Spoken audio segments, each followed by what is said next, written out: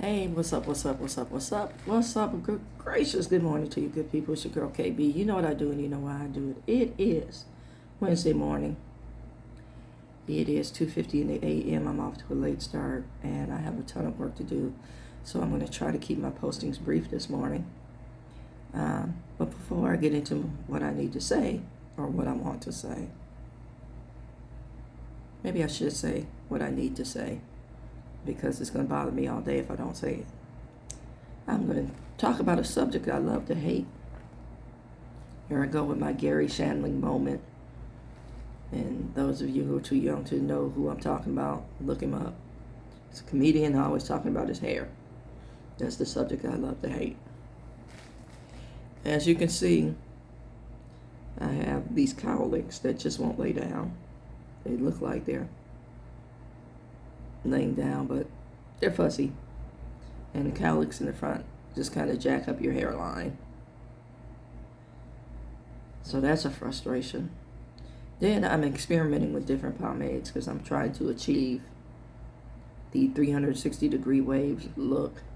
As you can see, there's some wave pattern, but as you can also see, there's some straight patches, and that's thanks to the pomade. Yeah, I have helmet hair. It's the most unnatural looking and feeling stuff. It's just stiff. It's plastered. No bueno. Yeah. And the secret to the waves, or wolfing is what it's known as, is constant brushing and the right products. Well, what happens when you live in an area where there aren't any products? So then that leads me to the internet and different stories.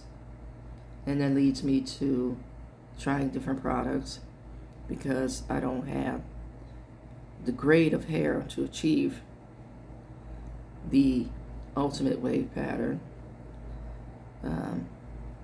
that's used on basically what's called 4C hair, which is a coarse, tight curl. And I have 3B hair, which is a loose, wavy kind of pattern. So yeah, I have to experiment with different products, and I carry a brush with me, but I'm not going to sit in my office all day brushing my hair. That just looks ridiculous. And to see people with a brush just, mindlessly, and that's, you can overstimulate your hair too and create balding patterns. And some of the women in my family can relate to this with the grade of hair that we have. As you get older, it gets thinner. So yeah, I'm not going to create a female balding pattern, which has been known in my family. So yeah, that's my 2 cents this morning about my hair. But I don't want to stay on that subject. I want to get on something that I saw yesterday and heard this morning. So this morning I'm in my car, and I've heard this song before, but this line stood out this morning based on what I saw yesterday. The song is by a woman named Megan Woods, and the opening line is, "How many times can you hear the same lie before you start to believe it?" Then it goes on to say, "The enemy keeps whispering to me. I swear these days it's all that I'm hearing." That part. So, how it relates to what I saw yesterday, I came across this pic. And it basically said, I tried to pull it up this morning, and I have to scroll back a million posts because this particular social media platform has constant feed. So I just stopped looking, but it came to me as I was taxing my brain. The pic said, "It's not a judgment if you're telling the truth." And I thought, let's go back to that opening line. How many times can you hear the same lie before you start to believe it? A lot of times we convince ourselves that something is the truth. And what it really is our perception and our understanding based on our experience. Okay? And I'm going to relate this to something else that's going on my personal feed. Again, the truth is our perception, our understanding, our knowledge based on our experiences. So, that being said, how are you interpreting Scripture? See, a lot of people want to hold on to certain passages and use it to beat other people up. And you say, I'm presenting you with the truth. I'm presenting you with the gospel. That's your understanding based on your experience. Because a lot of us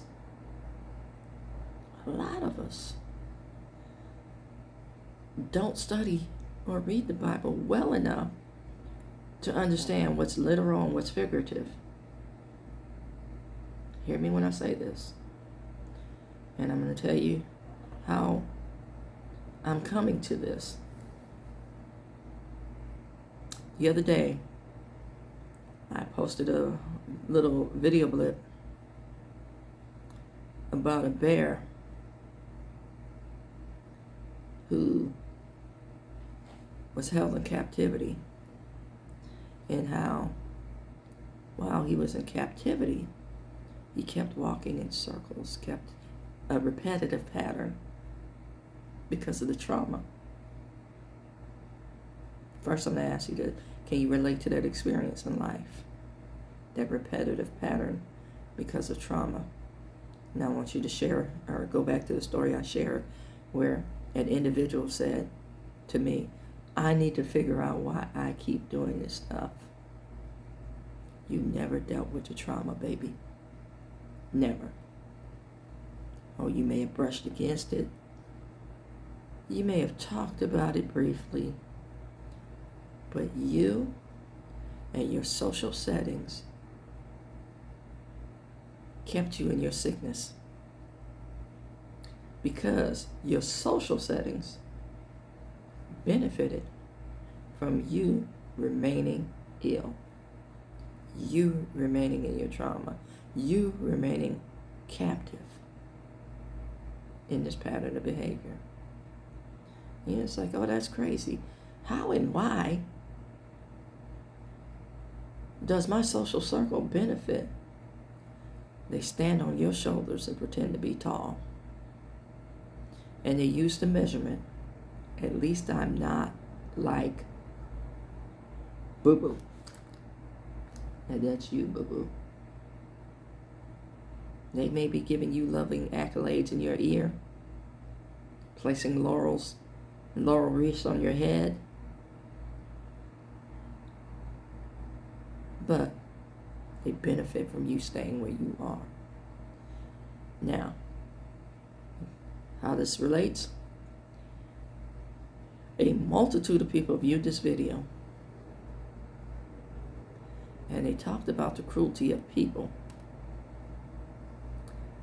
They had empathy for the animal, but they missed the point of dealing with your trauma. They benefited from the animal remaining sick.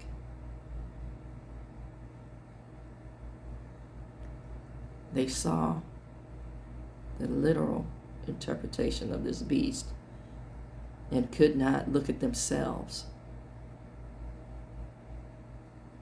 So be careful with that word truth. Yeah, I'm speaking my truth. I'm standing in truth and power. Yeah, that's your truth.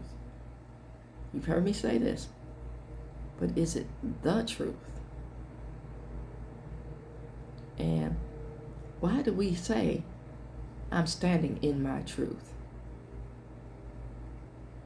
Most of the time it's because it goes against what the real truth is.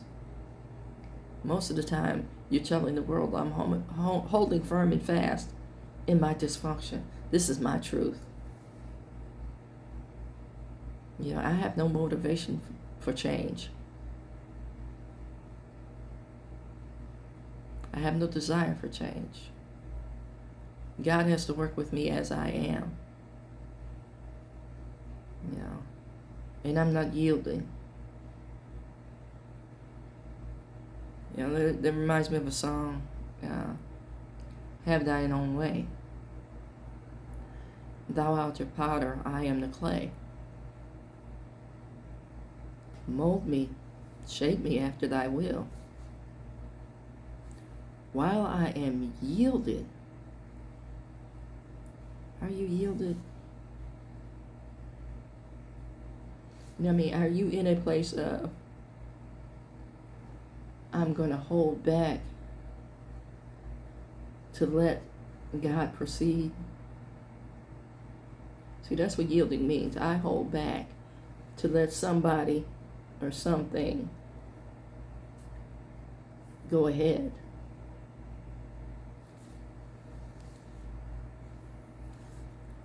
So, are you yielded?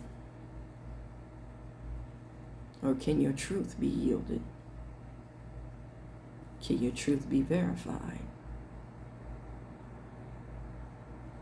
by the Most High, not by anybody that says, oh, yep, yeah, that's speaking truth. Because remember, that mindset, that people will validate you in your wrong because it benefits them. And that's all I have to say about that in my best Gump voice. Think about it.